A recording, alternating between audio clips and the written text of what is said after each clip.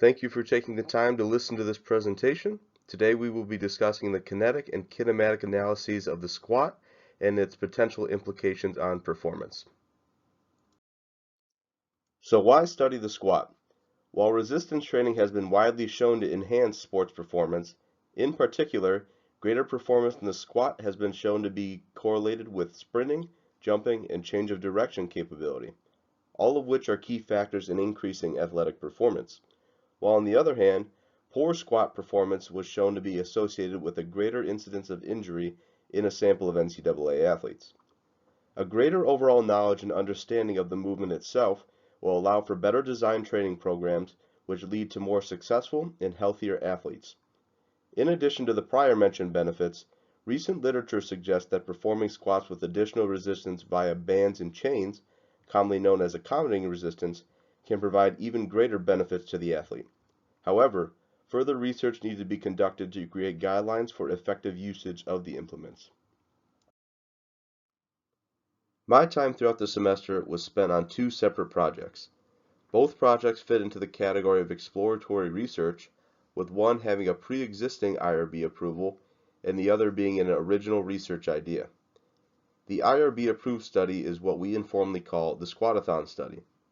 In this study, we sought to gain an understanding of the changes in center of pressure and other kinetic variables as one performs bodyweight squats until failure.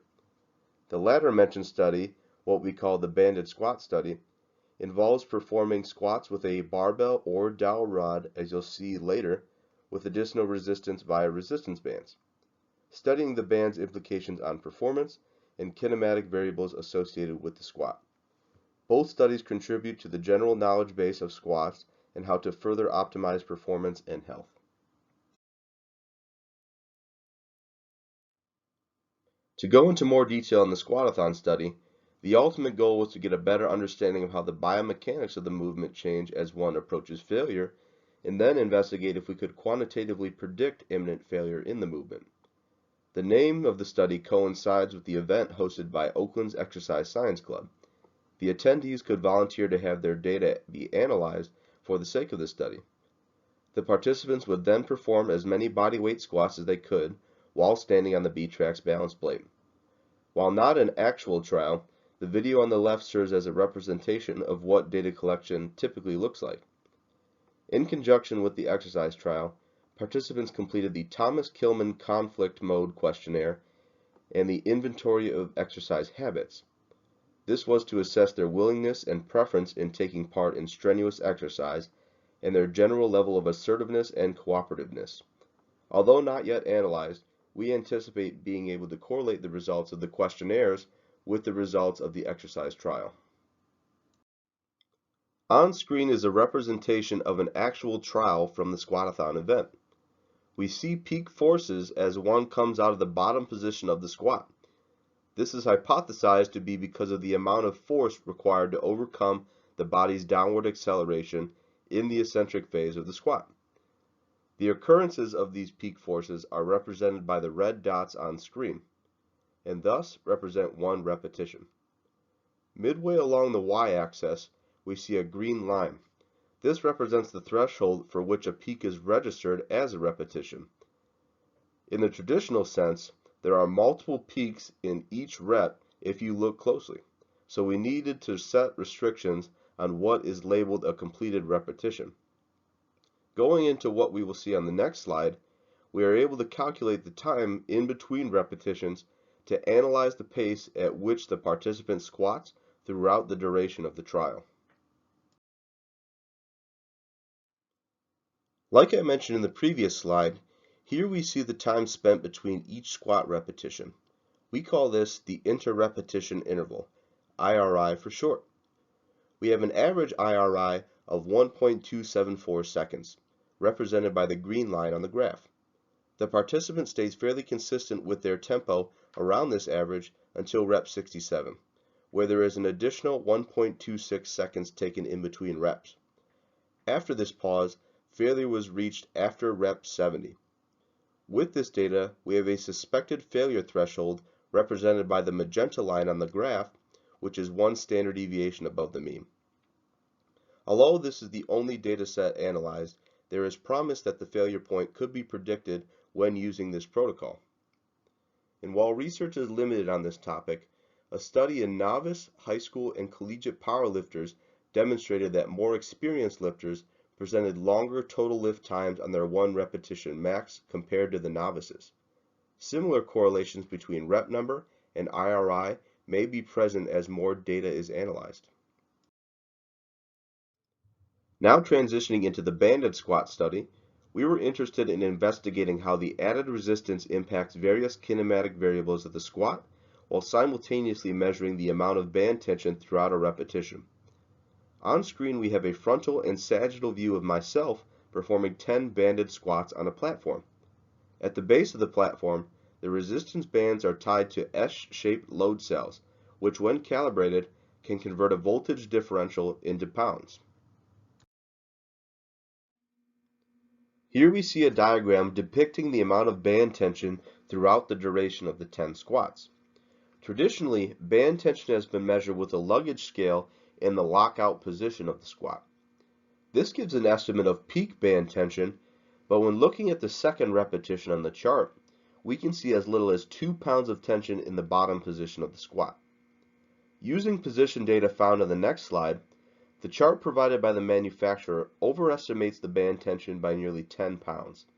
With thicker or multiple bands, this may be a significant difference than what is expected. A potentially better way of describing the amount of tension the bands provide could be an average load throughout the movement, something that would be impractical to calculate when just using the loading chart. Another noteworthy observation would be the discrepancy between the two bands as depicted by the gray line on the chart.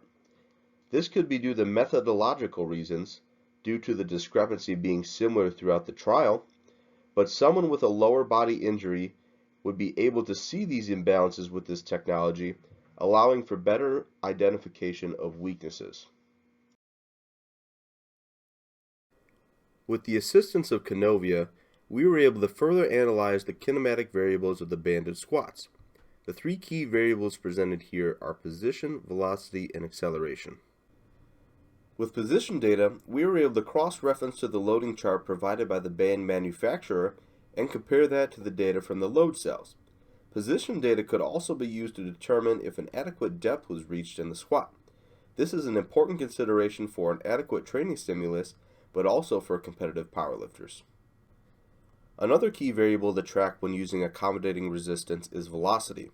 When using this metric, we can target specific training adaptations, and in this case, velocity serves as an autoregulatory method for load.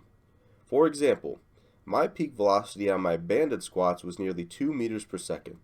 If my goal was to train strength speed, the ability to move heavy weights fast, my ideal velocity would be between 0.75 and 1 meter per second.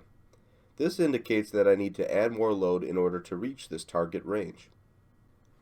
Finally, one of the key reasons for using accommodating resistance is to utilize the training technique of compensatory acceleration.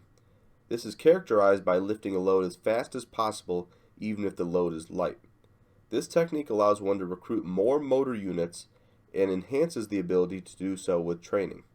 Squatting with bands requires one to lift the load explosively or risk failure. Tracking acceleration ensures that this technique is being implemented effectively. Altogether, these variables would be better interpreted when compared to that of squatting without the resistance bands in order to fully understand the benefit of utilizing bands during your sets. This semester served as a valuable experience in enhancing my knowledge as a strength and conditioning practitioner and sports scientist. The squatathon study showed me that we could use a force plate to track repetitions during an exercise interval, but that it may also be used as a tool to prevent reaching absolute failure under certain conditions. While the banded squat study showed me that band manufacturers tend to exaggerate the total load their products provide, and how measuring band tension could be used to identify asymmetries and weaknesses in the lower body. In the future, I may continue this research to identify the most ideal squatting cadence when someone's performing high repetitions, or continue to determine the effectiveness of implementing banded squats on acute and long-term performance. Both would be in an effort to enhance the ability of those I coach and for my own performance and knowledge. Thank you again for taking the time to listen to this presentation, and please feel free to reach out to me if you have any questions.